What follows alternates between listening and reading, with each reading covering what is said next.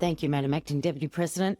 We need to put an end to the culture of obscene entitlement at the top of our universities and federal bureaucracy. This is what my bills will do.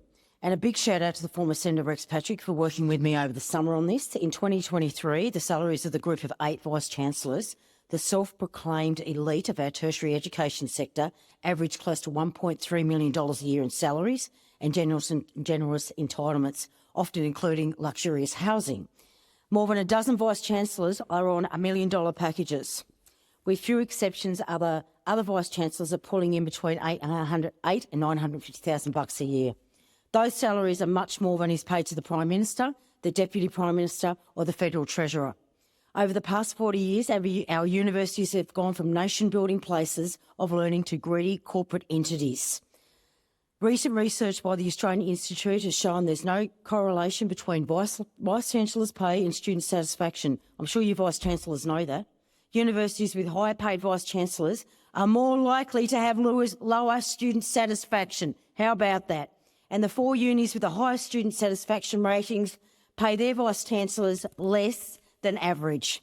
The government says it wants governance inquiry into universities. That's just spending more taxpayers' money or just to justify setting up a committee to talk about the issue. Vice-Chancellors are largely funded by the federal government, that the spend is overseen by our state counterparts. Maybe that's part of your problem.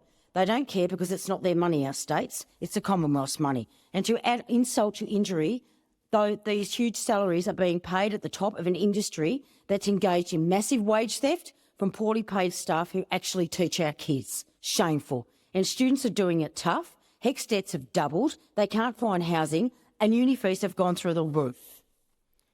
And while we're at it, we also need to deal with the bloated, overly bloated, ready to explode salaries of the departmental secretaries as well. I'm not talking about the public servants who do the hard work. I'm talking about the fat cats at the top. Most departmental secretaries are on close to $1 million a year, with some getting 7-figure pay packages.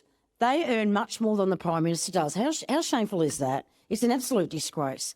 They're shamelessly feathering their own nest while most Australians are having to deal with the cost of living, completely disconnected.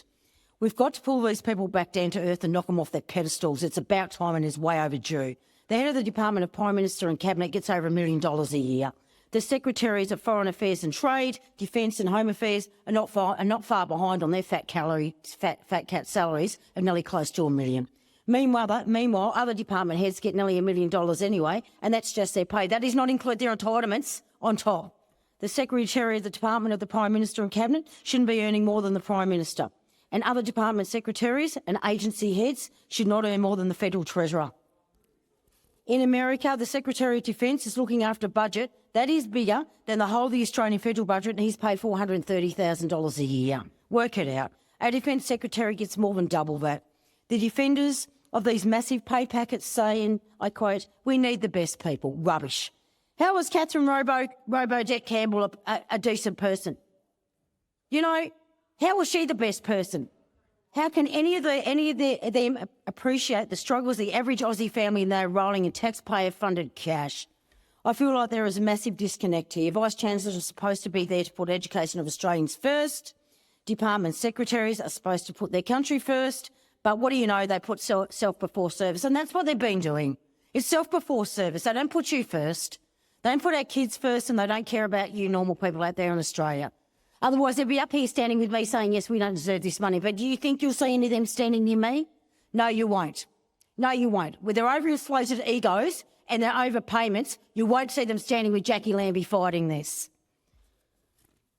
I can tell you they have no conscience, and I am hoping that over the next few months, no doubt this won't get done through the election, but I'm hoping that I will get the support of all the chambers, of all the senators in this chamber, because it's about time they were told. This overpayment